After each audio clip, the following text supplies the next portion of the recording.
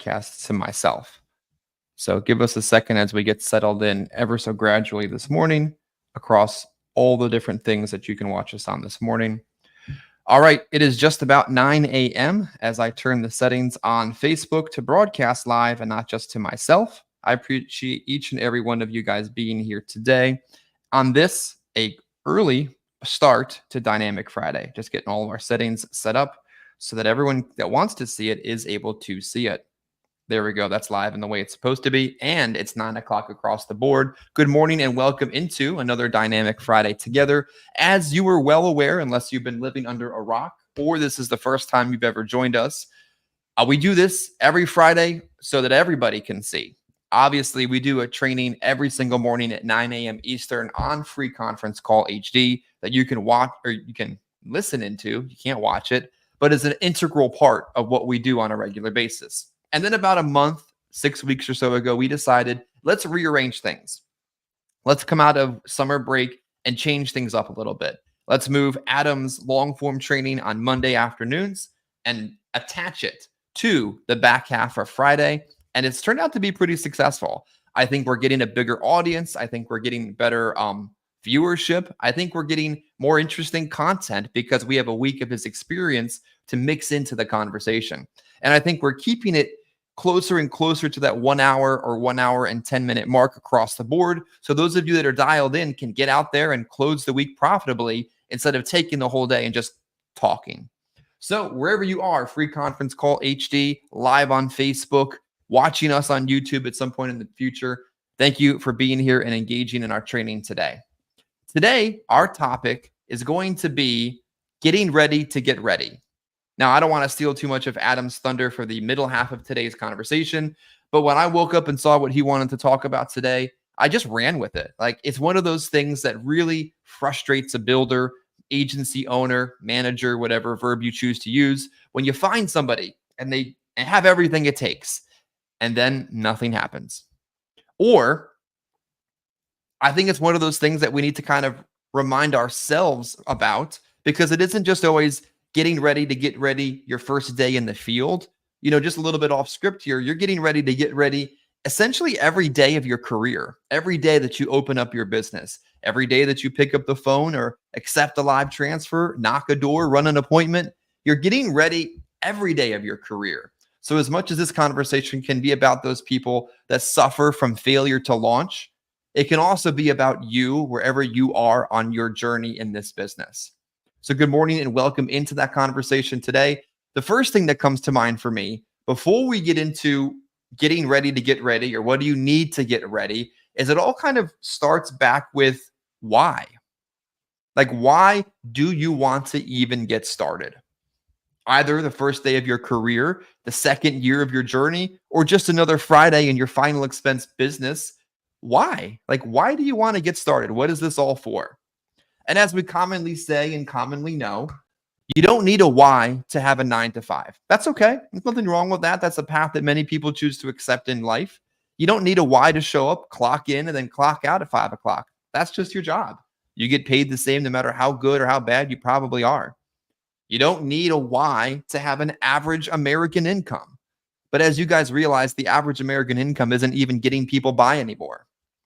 But what you need a why in this business, and oftentimes you need to remind yourself of it several times, not just when you got started, but sometimes a little bit every single morning. Sometimes your why is the money, and that's okay to say. You can make really stupid money doing what you do here in insurance. Maybe your why is you're tired of being broke and you know that you can go out there, work harder than most, and earn a pretty amazing income. Maybe your why is time, as we so commonly talk about, and you want to be present in the lives of those that matter to you, especially when it matters to them. Maybe your why is you want to make an impact in your community or the communities around you, serving the forgotten people in the financial services world. Let's be real. A lot of the people we talk to in final expense, nobody else wants to talk to them. Nobody else wants to take the time, go into the home, work over the phone with them. They just don't. It's not important enough to them. Many people in the financial services industry look down at us when we look down at them financially, really. So maybe your why is time and the impact you can have on those that you sit with, serve, and sell. Your why has to be your why. We know this, right? This is all familiar conversation. But before we can talk about failure to launch and getting ready, we have to get to this point first. Your why has to be you. It can't be Adam's. It can't be mine. It can't be Ricky's. It can't be Bob Eckert's. It can't be Kyrese's, Landon's, or Sheila's, or whoever you look up to or aspire to be like. Your why has to be yours. Side note, I had a conversation with an agent yesterday that I would love to come work with us, but I cut it to him straight. You can't, work with two different organizations. It's not fair to me. It's not fair to them. Pick one. Whichever one you got, you're going to win at. The thing is, though, when you've accepted your why, then you figure out if you're going to make it win. I told that agent they're going to win more here. They're going to have a higher commission, better products, stronger training, a tighter knit community to get them where they need to go. And the fact is they're going to win no matter where they go if they're watching this, either here, a captive company, or where they're at right now, but they'll make more money here. Plain and simple. Side note, when we talk about whys, when we talk about getting ready to get ready and getting ready every day, winners are always going to win. And the sad thing in this business, and I don't mean this to be offensive, but to be real, losers are always going to lose. And that doesn't mean they're a bad person or they're a failure at life, but they're losing. They're bouncing from one organization to the next, from one concept to the next, from one niche in insurance to the next, waiting for something different to happen without realizing it's their fault. It's a you problem that they're dealing with. Winners always win. They'll just win better here. Losers are going to lose as they bounce their way from one spot to the next. All right, so next thing, before we can even get into how to get ready or what you need to be ready or what little pieces of the puzzle must be there for you to make money, is faith. You got to have faith, especially when you wake up in the morning and decide, I don't feel like it. Like, I just don't want to do it. Or the first time you do it, the first time you write a Medicare enrollment, the first time you submit a final expense policy. You have to have faith. And what is faith? Faith is the belief in something that is unseen. But guess what? You see it all around you. You see it all around you here in this agency. So you don't even need to have faith. You just have to open your eyes and look and see other people doing it. See that people that were in survival mode before are in full thrive mode right now. That's why it's important to recognize that when you see people doing things around you, you can copy what they're doing. You can see that we're not just in survival mode looking to pay today's bills with final expense and do the same thing a year later and the same thing a year later after that. We're adding in Medicare so that you can eventually not be just surviving and needing every application to pay every bill. So before we can get into what do you need to even be ready, you got to have that faith in yourself, but also just open your eyes and see that other people are doing it, and so can you. So here's the formula so far. Your why plus faith. And now let's talk about how to get you to success. Let's talk about how. What do you need to get ready, to be ready to go to work today? If this is your first day, your first month, or your 10th year in the business, what do I need to be ready today? I need 25 people on my direct mail leads to go out and see. I might need 100 digital leads to dial if I'm selling over the phone or some mix of the two. I need enough people that I know where I'm going to go throughout the course of the next 8 hours or who I'm going to dial. Plain and simple. I, over the course of a week, need at minimum, as a personal producer, 4 uninterrupted days dedicated to your business. Call it a 40-hour work week. Like, if you were going to work for somebody else, you'd have to do this. And if you were going to work for somebody else and potentially make the kind of income that you can make here, not only would you have to work 5-6 days a week, you'd have to be on the road 60 days out of the week and beholden to the corporate board and leadership at that income level. You don't have to worry about any of that here. You have to just be willing to go out and do 40 hours for yourself and not somebody else. Next, how do you know that you're ready? What do you need to be ready to go out and make money today? Guess what? All you need is one single carrier contract. Doesn't matter which one it is. It could be Royal Arcanum. It could be, I won't say it. He used to work there. It could be American Amicable. Could be Baltimore Life. Could be a Polish. It could be anybody. Who it is irrelevant to the fact that you have a single tool and a license to sell it. More can and will come later, but all you need to be ready is one. American Home Life, Aetna, Sentinel Security, Gerber. I don't care. It's the concept of getting up and going, and the rest will come together. Next thing that you need to say to yourself, all right, I'm ready. I'm ready for today. I'm ready for this week, or I'm ready to just start this business altogether, is someone to call from the presentation, either because you just don't know what to do, or you know it's part of the routine, or you just know the power of that third-party validation. Someone to text in the middle of a telesales call when you're not sure how to manage a certain situation. Hi, we've got that. You're good. You don't have to worry about that. Next thing you need, and you guys already have it, and I know this is a preaching to the choir kind of moment, but sometimes it's that repetition of hearing something that makes it even more powerful. You need a simple, duplicatable, repeatable presentation. And you have it, and you know it. You just have to go out there and give it, and accept the fact that if you give it 4 times today, 3 of those people are going to tell you to screw off. Oh, well, those weren't the people you were meant to help anyway. One of those people is going to say to you, I'm glad that you showed up, and I know I needed this, and I'm so glad that I have that peace of mind now that when you leave my home or we hang up the phone, I have what I need. 4 for that one person.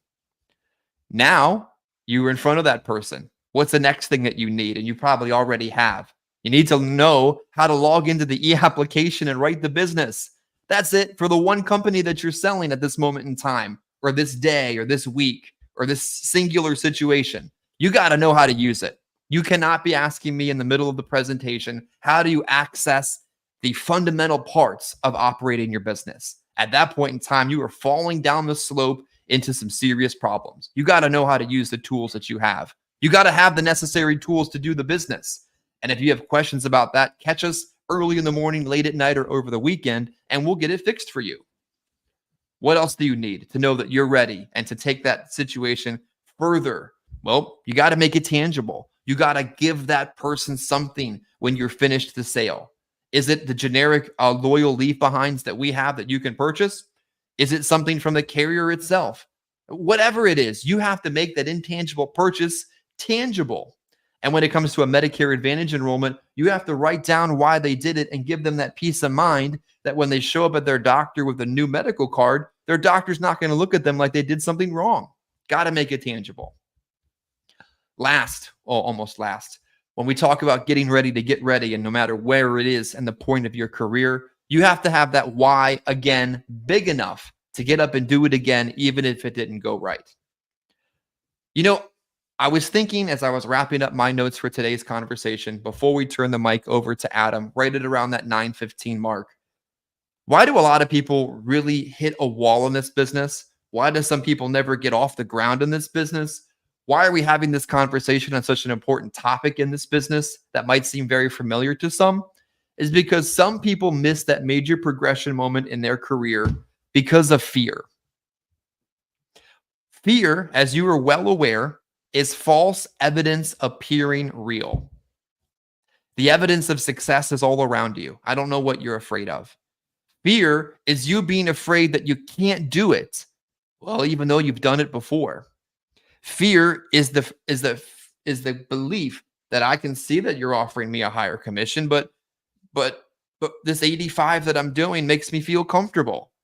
Well, you can do the same thing and make more money. Fear is that belief that I can't accept a free lead program, but I don't have any people to see this week. So what do?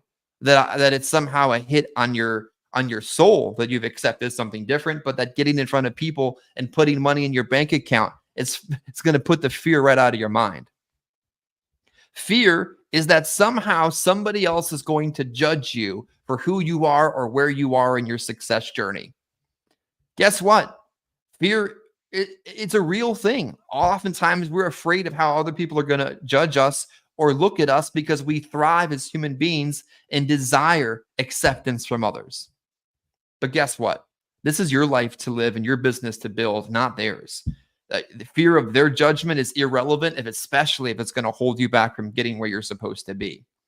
Fear, false evidence appearing real, can be the biggest reason that holds you back from starting in this business, growing in this business, getting up and going out the door today in this business, writing Medicare, building an agency, Whatever it is, don't let fear hold you back from getting ready, because you have everything you need to be ready, as I so commonly say. Last, you need the will and the grit to get up and get going no matter what else tries to knock you down. From those small little chargebacks that are part of the business, to those no shows when you show up at the door, to those days that you thought you'd get 9 appointments and you've got 0.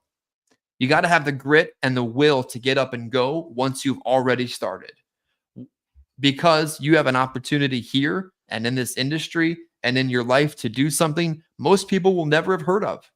Like, let's think about that for a second. If it wasn't for that one conversation from that one person that brought you into this business, would you even known this was a thing? Probably not. So don't be afraid. Get rid of the fear, get into the field, and recognize that you have everything it needs to do it. And if for some reason you're watching this or listening to this today and you're missing one of those pieces of the puzzle, reach out to me afterwards and we'll make sure we fill in that gap and get you out there making money today. Adam, I'm excited to hear about what you did this week in your business, as I hope to minimize the echoes across the board and turn the second half of this conversation over to you. Good morning, everybody. Thanks for having me on again. I know this portion of the call, I usually talk about kind of like how my week went. And, every week is always a little bit different than the last. I know last week I talked a little bit about consistency and always coming right around the same amount of premium each week, as long as I do my part when it comes to having the same amount of leads, having the appointments set, and the numbers usually always seem to work out pretty well. This week, my week was cut short a little bit. For those of you that are normally on the call, I'm usually out 3 days a week, Tuesday, Wednesday, and Thursday. And this week, that was the same. However, Tuesday was my son's birthday. Turned 5 years old. We had a party for him on Sunday, but then, he's still, it's still his birthday, wanted to open up other presents and stuff like that. The only time, because our other kids are involved in things, the only time that we even had for him to be able to do that on Tuesday was like 4:30 in the afternoon, before my wife had to take the girls to cheerleading. So I had to cut off. I had to cut off a little bit early, but that's all right. Spend a little bit of time with him. It was a good night. But because I cut my day short Tuesday, I ended up coming home with nothing. It was just one of those days. I didn't have a whole lot of appointments set. I don't think I had any appointments set. It was primarily just door knocking leads, and just didn't have a whole lot of success, unfortunately. I did set up an appointment on Tuesday for Wednesday. So I door knocked it. It was a new lead. I door knocked it on Tuesday.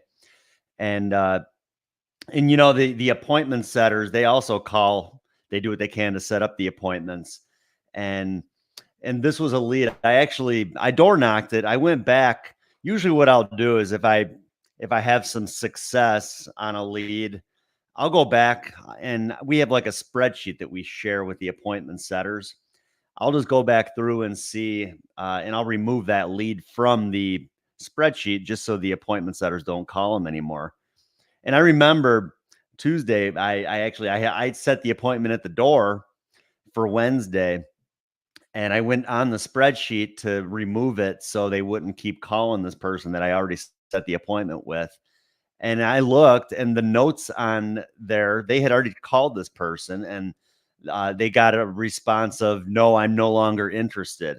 And so I don't know, maybe sometimes if somebody saw that, if an agent saw that, they might even have been hesitant to go to the door if they saw a note that they told the appointment setters that they weren't interested. However, like I said, it wouldn't have bothered me. I didn't even see that note until after I had already knocked on the door. Real nice lady. When I went to the door, didn't have a problem setting up an appointment for the next day. I can usually tell when people are genuine and honest, and when they really are busy. Like when I went and knocked the door, they had a lot going on. She had like 1 foot out the door, or she was heading out to take care of some things. But she said, yeah, if you can come back tomorrow, we'd love to sit down and talk. And I told him, well, I dropped my son off at school at 8:30. I can be here by 9. And she said, sounds good. That'll work. So I had that appointment. Yeah, husband and wife. She was 79 years old. He was 82 years old. So they were up there in age. They already had insurance that they had had for quite a while, but they only had 10,000 in coverage. So I really stressed the fact that these days 10,000 is just not what it used to be. I think they still were talking. No, they were wanting to be buried. They were looking into just a traditional burial, and I went through the numbers with them. That's one thing I always focus on is the need. I ask about whether they want to be buried or they want to be cremated.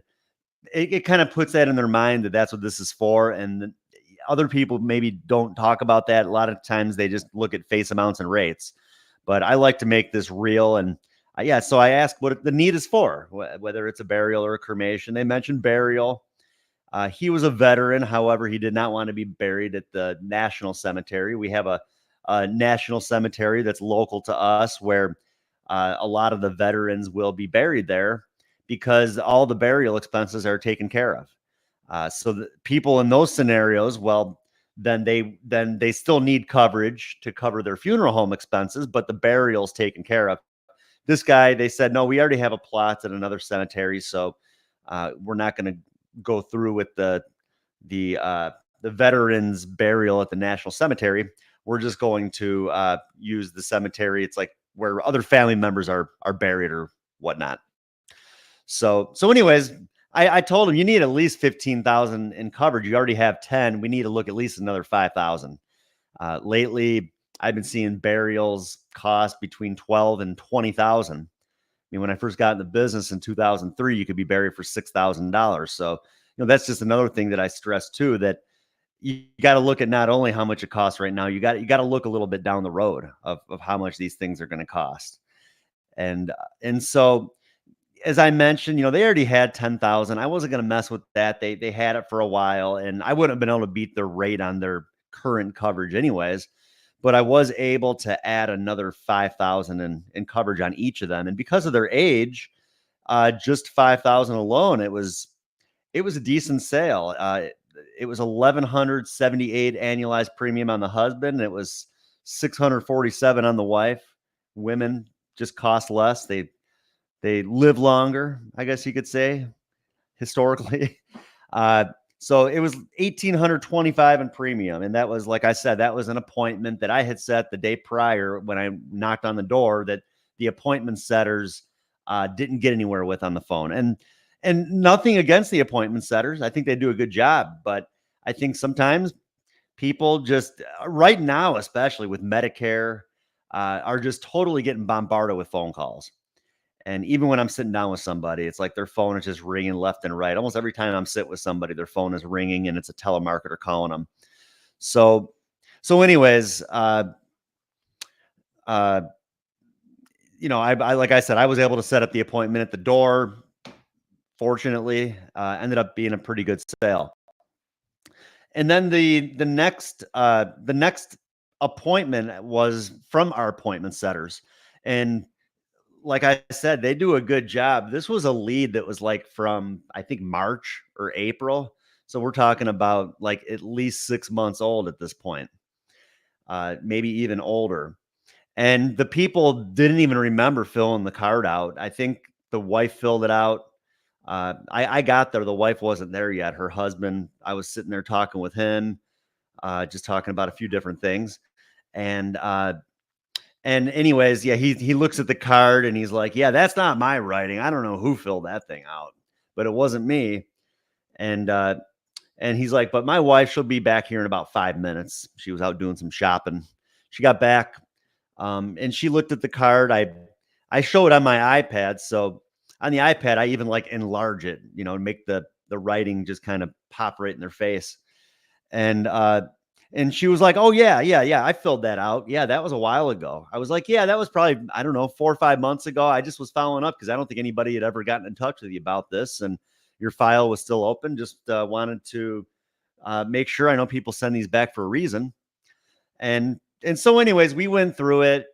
he had a little bit of coverage on his job. He wasn't retired yet, but as soon as he leaves his job, that coverage is no longer going to be there. And they knew they needed coverage. They didn't have anything themselves that they were paying on. And that's another thing where, I mean, I always make a big deal out of that when I'm going through the presentation. And one of the closing questions, I would call it, I asked, do you have any coverage now? And they said, no, we don't have any coverage. So I make a big deal out of that. And I even tell them, there's no better time to get it than right now. Your health is good. We don't know what tomorrow can bring. I'll even maybe share stories about, I had a lady about a little over a year ago, sat and talked with her, didn't get anywhere with her. She told me to call her back in 2 weeks. 2 weeks later, I called her. And in the meantime, her sister died. This lady had a stroke. She's in the hospital, and then I can't do anything for her. So I share that story. That's a true story. I've had other stories that are worse than that, where I got a call from a daughter once about wondering if their parent had taken out a policy with me because they found my business card sitting on their table. And I had to tell them no, that they did not take out coverage. And she called me because the parent had passed away. The guy had a heart attack or something. And she was hoping that he had actually followed through and taken out a policy with me. And I had to tell her, no, sorry, I wish you would have.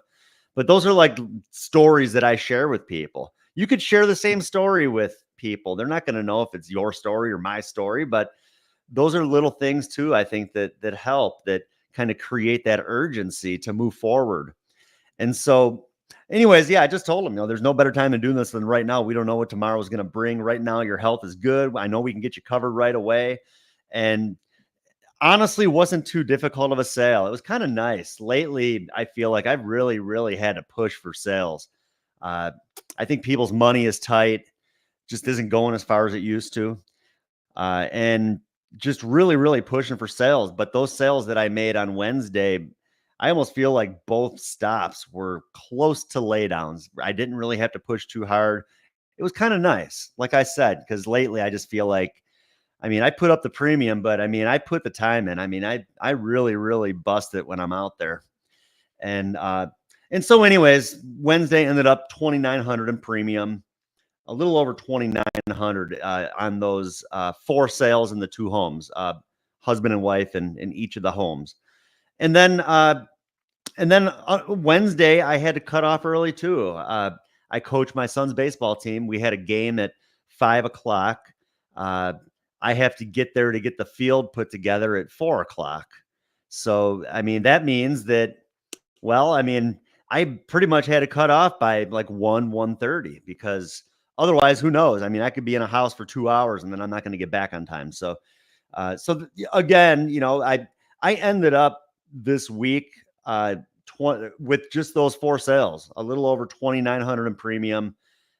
Yesterday was out all day, just no luck, didn't really catch many people, no sales whatsoever. So my Tuesday and Thursday were kind of a wash. We have days like that. Fortunately, my Wednesday, that even though it was cut short, made up for it. Still ended up making those 4 sales in the 2 homes that were pretty easy.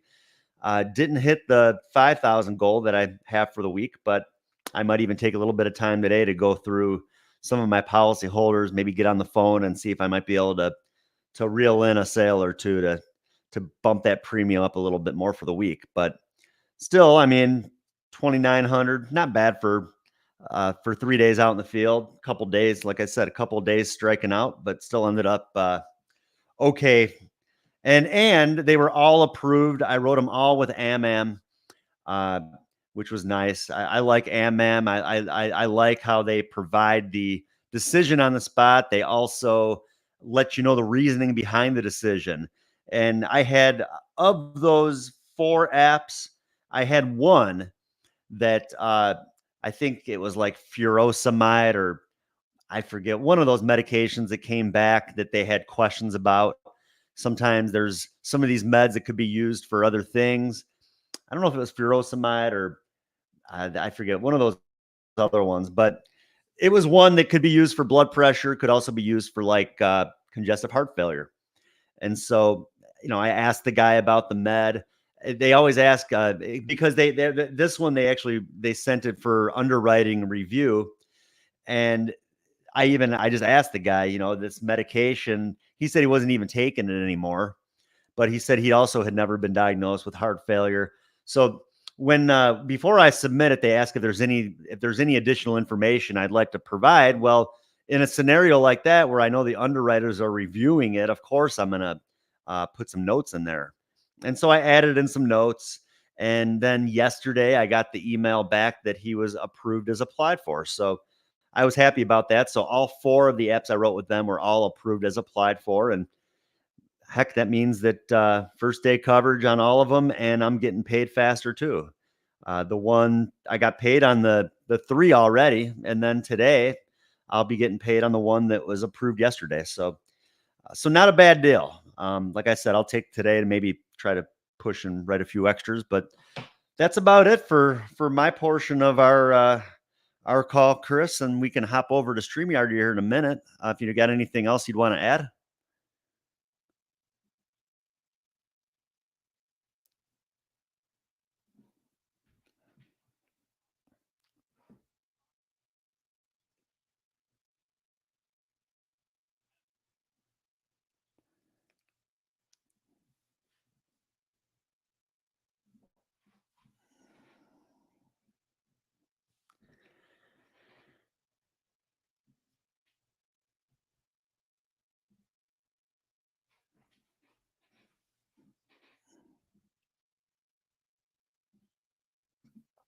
All right, I am back. I don't know if you can hear me. We always have trouble during these transitions. Adam, can you hear me?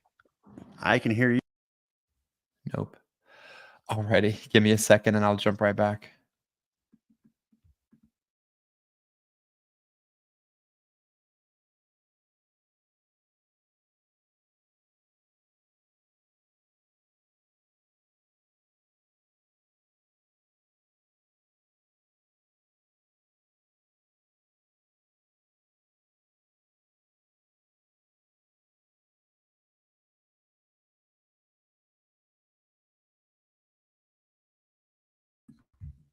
All right, I'm back. Hopefully somebody can hear me. Hopefully I'm not talking to myself. Let's check the settings and just double check. Yep, mic is live. Speakers are good. Sound is on. Adam, can you hear me? Okay. I don't know. Can anybody in the viewing audience hear me? Or am I simply talking to myself? Today we're going to talk a little bit further about the conversation on getting ready to get ready and what slows people down. But we're going to make sure we get the audio working. I'm not sure if it's me or him. Adam stepped out for a second. He's going to reset his StreamYard and get back in. Yep. Okay. It was Adam. It wasn't me. Thank God. All right. So what do you guys think? I know we got a few people in the agency, in the chat, and a few others as well. What do you think really stops people from going? Like getting ready to get ready. What's holding them back? Today I talked about fear. I talked about why. I talked about what do you need, and to remind yourself you don't need all of the things. You just need one of the things. For those of you watching and commenting either on social media or in StreamYard right now, help me out here. What do you think some of the things are that maybe it's not just you, but hold other agents back? If anything comes to mind, or maybe from your own personal experience, things that held you back in the past, whatever they are, I'd love to hear some conversation points from you guys on that. Adam, I see that you're back in with us. Do you hear me? I can hear you. Can you hear me now? I can also hear you as we repeat a 90s cell phone commercial live on Facebook. All right. Now we're good. Oh man. Yeah. I don't know. Maybe we're just getting old. We're like too old to try to figure out this tech stuff.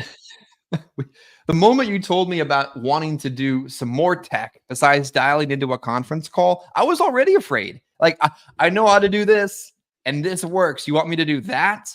So yeah, we probably are slowly getting older. I'm going to be asking my kids like how to work the remote control soon.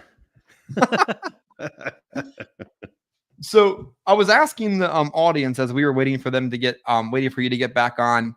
My thoughts on why people struggle to get ready, and it doesn't matter if it's their first day or their 10th year. And I think it kind of, as I was walking back from taking my son to the bus, it hit me. It's fear in a lot of cases. It's like this awful roller coaster kind of fear that if they do this, something bad will happen.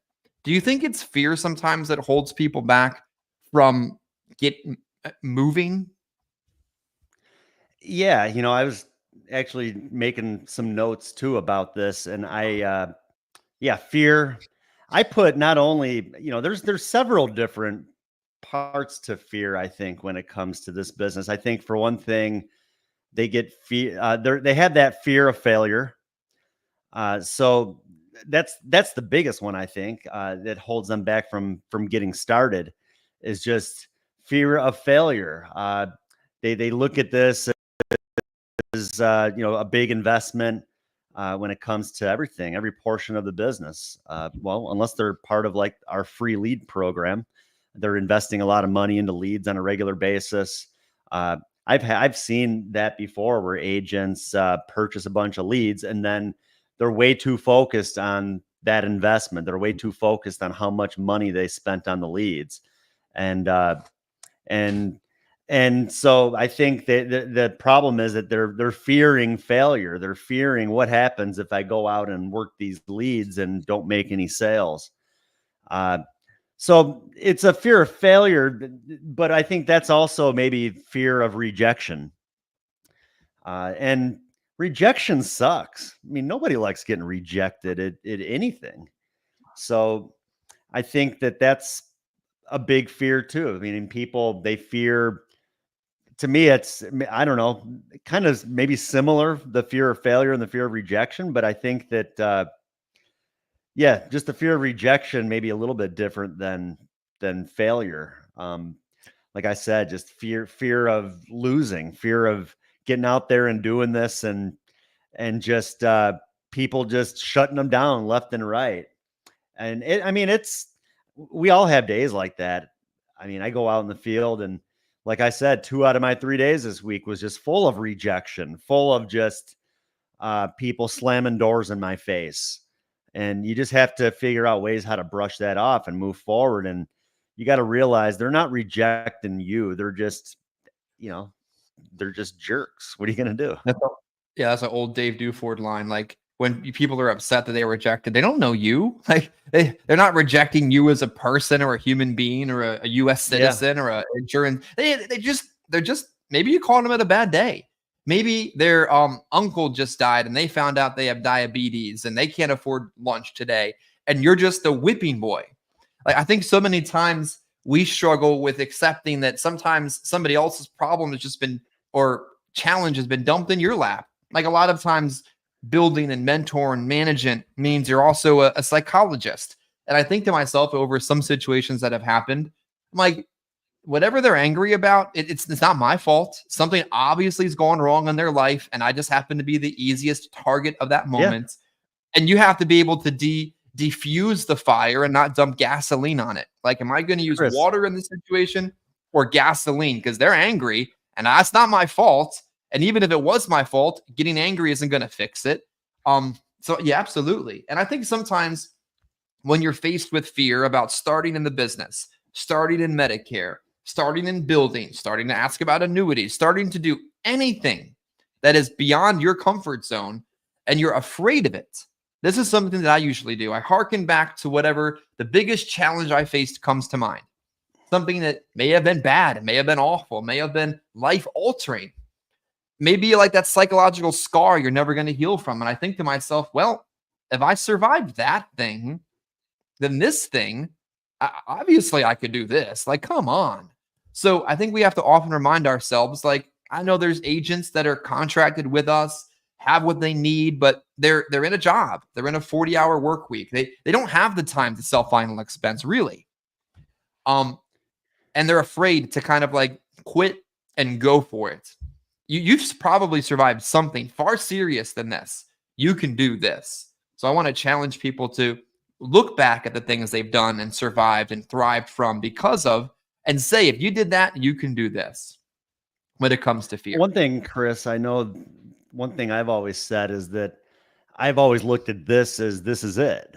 I think, and what I mean by that, I think sometimes people, they look at what we're doing here as a career as just an option. where, well, if it doesn't work, I can always figure something else out. I could always go sell cars. I could go, I could go Uber or something. I mean, I don't know.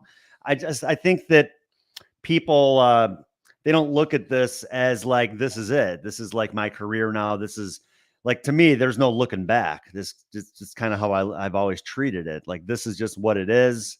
And there's no turning back. So like, failure is not an option. I can't even look at failure as a possibility. Yeah. I mean, heck, I went to junior college for 2 years. I have no degree. I've been selling insurance since I was 20 years old.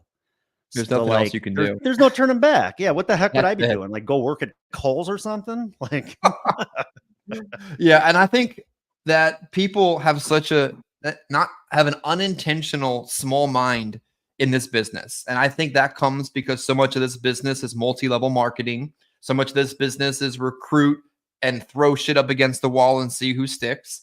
I think because of that, so many people are focused on finding and replace, find and replace, find and replace. They don't ever think, once I found talent, how do I mature that talent from the point of survival mode to 5 years later? And when you're stuck and trained and in a echo chamber of a small-minded reality, no wonder it's hard to exit it out of survival mode. And realistically, you get to a point pretty quickly, if you dial in properly to this business or our system, where you're going to put 5, 10, 20 grand in the bank, you're out of survival mode, like right there. Time to push the envelope a little bit further. And I think sometimes we have to look at what the noise around us, especially people that might be watching this and don't work with us, and say to themselves, is the message I'm being broadcast small-minded survival, or are the people around me thinking next step, 3 steps later, 10 steps later, as Patrick Bet-David would say? Like the guys that have gotten to the table with private equity and have made multi-million-dollar deals, they weren't just thinking one app at a time or one day at a time or one problem at a time. They had a really big vision. So don't be afraid and think bigger than just like this little narrow view of final expense. yeah, no, that makes a lot of sense.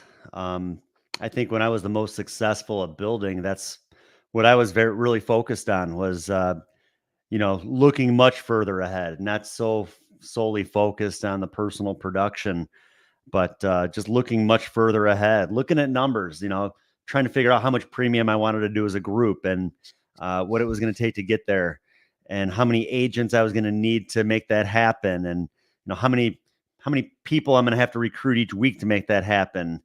I mean, I had like a whole spreadsheet of like every single day of the number of agents that I would talk to, the number of agents that I would send contracts to, the number of agents that would like complete the contract, the number of agents that were newly appointed.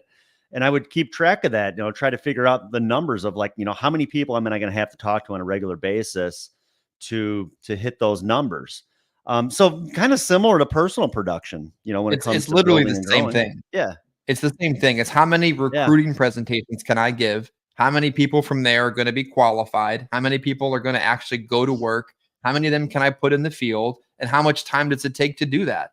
And it's challenging because personal producing takes a lot of time. Yeah. Even at the minimum, 1, 2, 3 days a week, all the prep before and the time after, that takes a lot of time.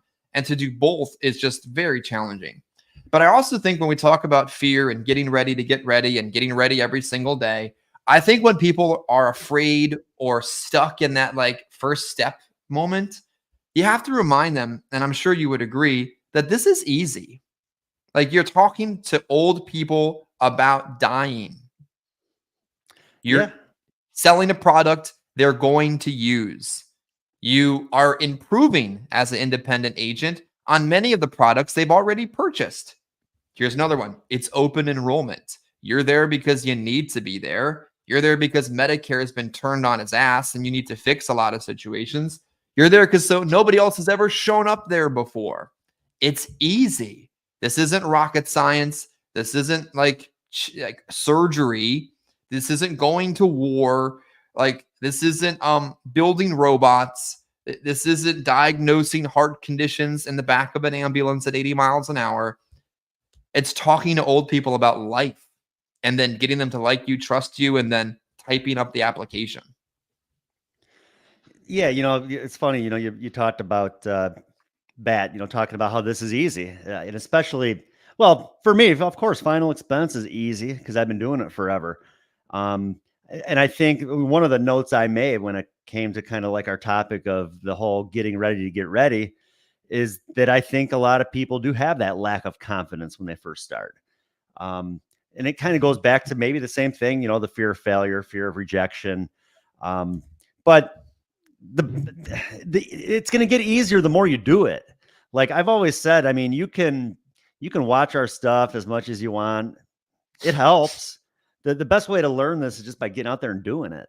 Oh And yeah. you're going to build confidence by doing it, by the more people you sit down with. God, even like, these younger guys I'd been working with, I mean, they would even tell you, I mean, the more they, when they first started, I mean, they got more and more confident, it takes, it's like baby steps, you got to take, you got to crawl before what do they say? You got to crawl before you walk, but Yeah. yeah, you knock on the door. I mean, that's step one, just the fear that to me, I think that's the biggest fear. So many agents, they fear that the door knock, and they fear, walking up to a stranger's home. I don't look at them as a stranger. They filled this card out. There's a reason I'm here. Yeah. I So love how you said that today too. You're like, they filled this out for a reason. When you have that yeah, mentality, you're not going to fall for the BS that you get served at the door, because they did. Like, okay, maybe 1% of them didn't, but realistically, oh man, I wish I had one in front of me right now,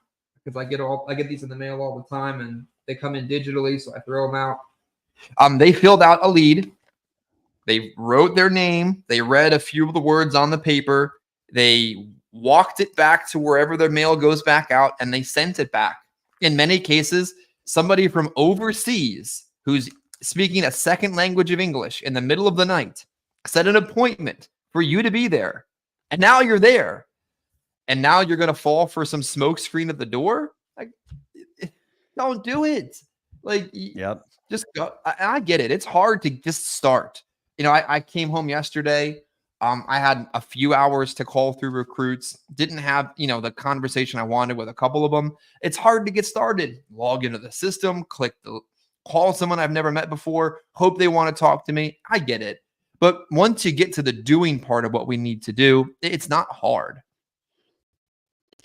You think that another note I made is that I think sometimes people maybe are a little bit overwhelmed when they first start. Oh my God, and yes. that can be a few things.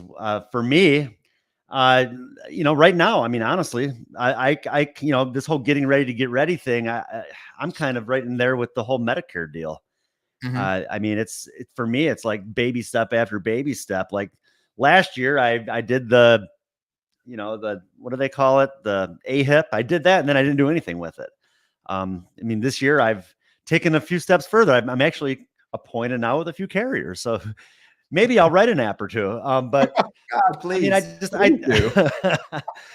think that for me, it's just I feel a little overwhelmed just because there's a lot to it, a lot to learn when I'm still out writing business too, where it's like it's hard to take the time away from doing what I do on a regular basis to learn other stuff. But I think it's the same thing. I think I just need to do it. You make baby steps. You make one sale, you kind of get accustomed to kind of the process and how it works. But another thing I think when it comes to agents being overwhelmed would be when they're just getting started, even with final expense, where some of the different IMOs are contracting the agents with like 20 different carriers. Like they just got their license and now all of a sudden they're appointed with like 20 different carriers. Like that would be overwhelming to me. How are you going to learn all these different carriers and who to use for what and everything else? And yeah, there's toolkit, everything else, and that helps. But I just think that, the toolkit doesn't provide instructions on all the different processes of the different e-apps and all of the internal stuff with each of the different carriers. So I think sometimes maybe agents are overwhelmed. We've talked about how really realistically you only need maybe, well, you always said, just at least one to start, but you really only need maybe 3 or 4, like to really cover all the bases. You don't need to be appointed with every single carrier across the globe. And unfortunately, I think that's a control thing. And I think maybe that's why a lot of the IMOs are contracting agents with every single carrier, because they want to have that total control over the agent. I think if anything, do a little bit more for your people so they'll be loyal and they'll want to stick with you. And you don't need to just throw everything at them just to feel like you can control them.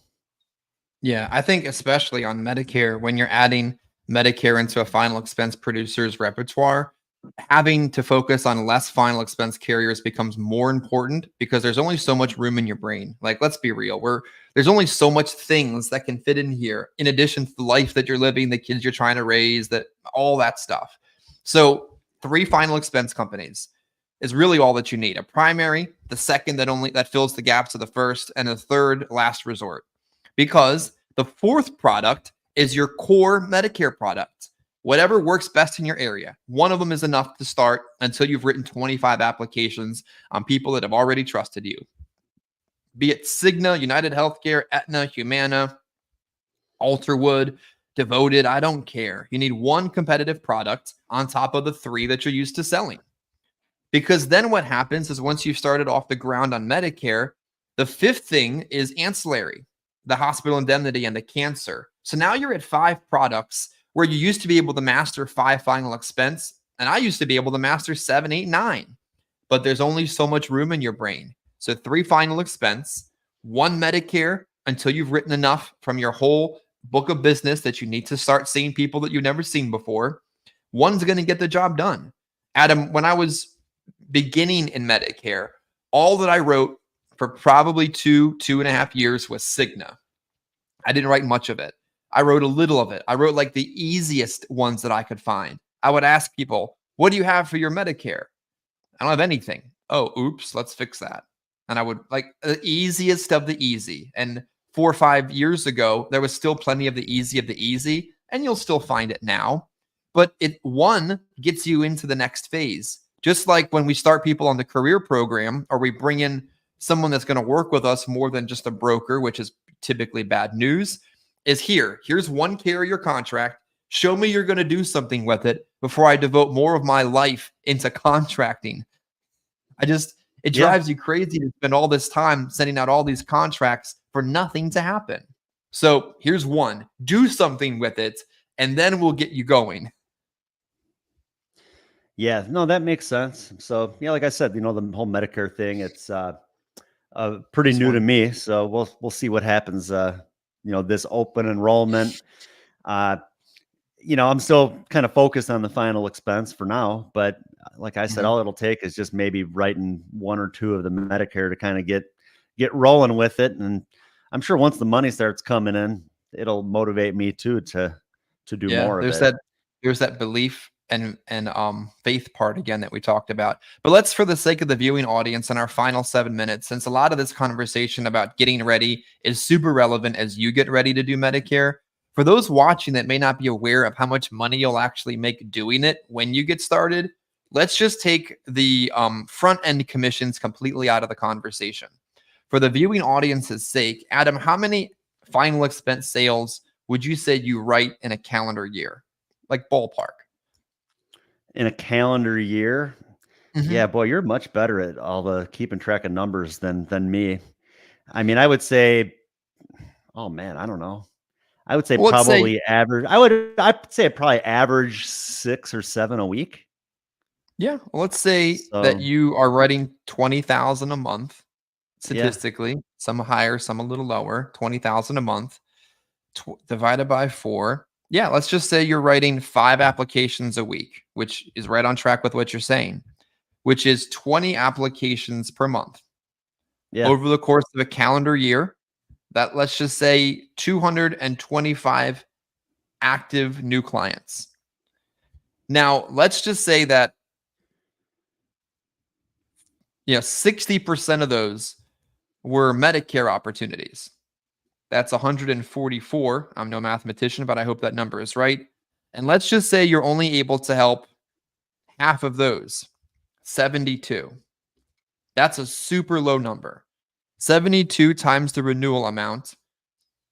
When they keep their policies into the second year, from the 20 people you sell every week to the 225 every year to the 144 down to the 72, that's brought you in, for the viewing audience's sake, $1,800 a month in monthly renewals from only helping 72 of the 225 people you were already going to sell anyway. Yeah. Yeah, that's pretty good.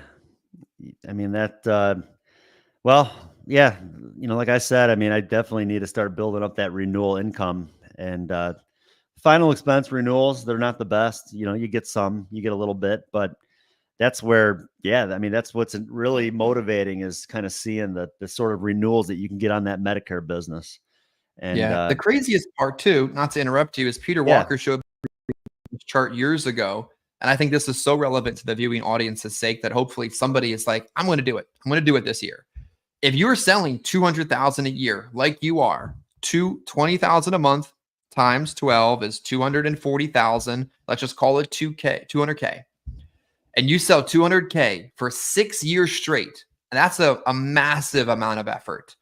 You hit a 6-year plateau on final expense renewals that you can never exceed. I don't know exactly what the number is. It can vary, by your renewal amount, but you hit a plateau in your final expense renewals because of persistency and death, and the fact that you can only write 200K for so long before it becomes too much for you. So that's why, yeah, I if mean, the every only way year you you're can really writing, build it up, and I'm sorry, I was just going to say, the only way you can really build it up in the final expense side is by building an agency to hit like the sort of numbers that you want to, to make some really, really good money, where Medicare, an agent doesn't really need to focus on building if they don't want to. they You don't can want to. build Yeah. your own business just with that Medicare renewals. And I mean, put up, well, what do we say? What is it, like, heck, if you had 300 Medicare 325. clients Yeah. or around that, you're looking at 6 figures in renewals. Yeah. I mean, Yeah. And that's like a that's nice, insane. I would look at that as just like a little salary. Like, that's my salary. Now I got this, 6-figure salary, and my bonus is all my commissions I make.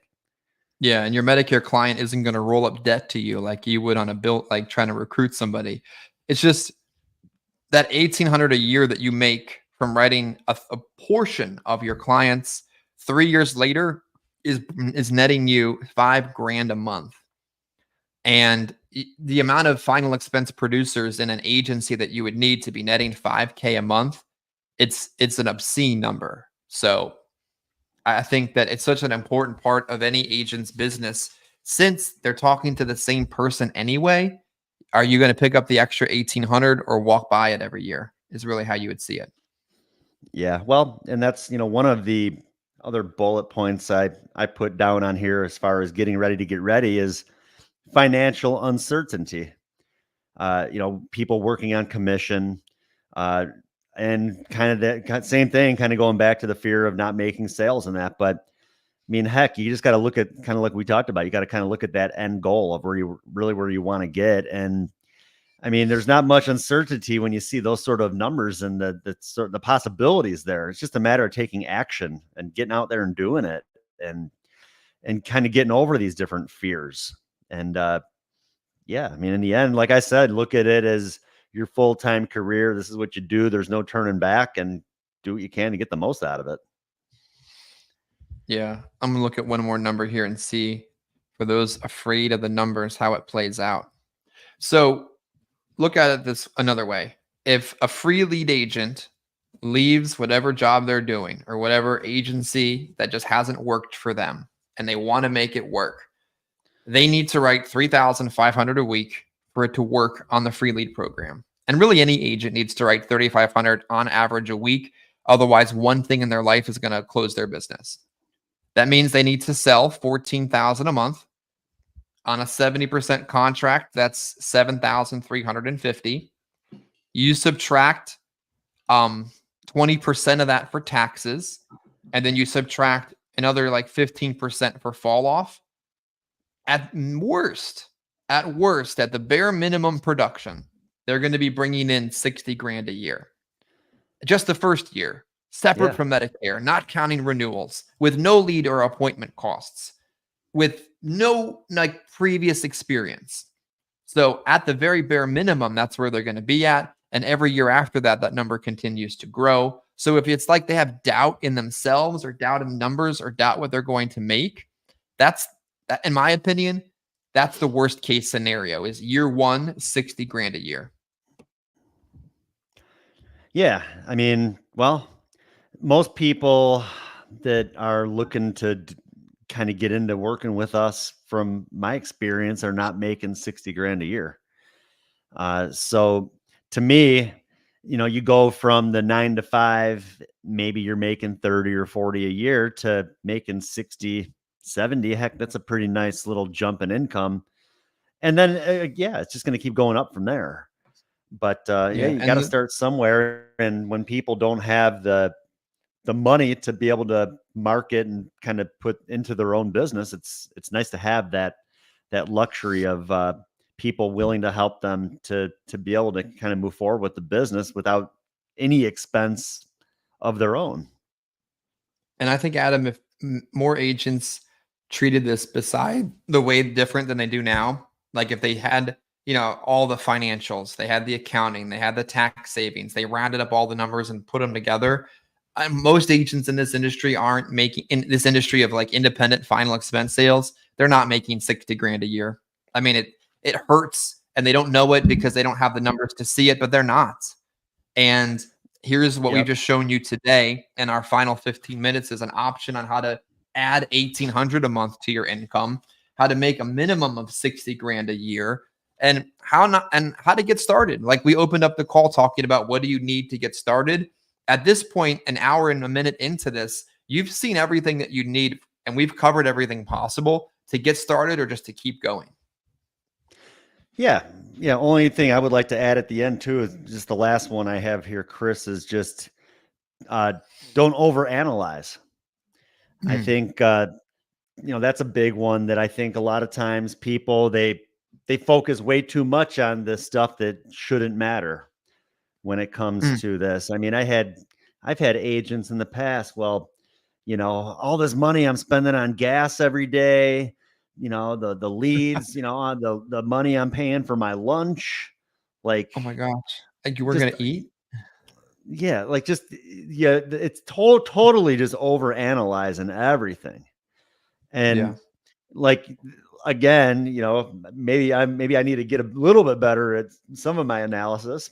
You asked me like how many apps I write in a year. I have no idea. I mean, I just go out and write business, and apps come in, money shows up, and I'm happy. but I think people maybe need to kind of be more like that, where they're not over analyzing every little thing. They're not pinching every little penny. And if you're focusing on sales, you're going to get more sales. If you're focusing on debt, you're going to get more debt. That's just how it is. Yeah. You got to do, then think, like fire, ready, aim, or however that one goes. Like just get out in the field and let the rest put itself together.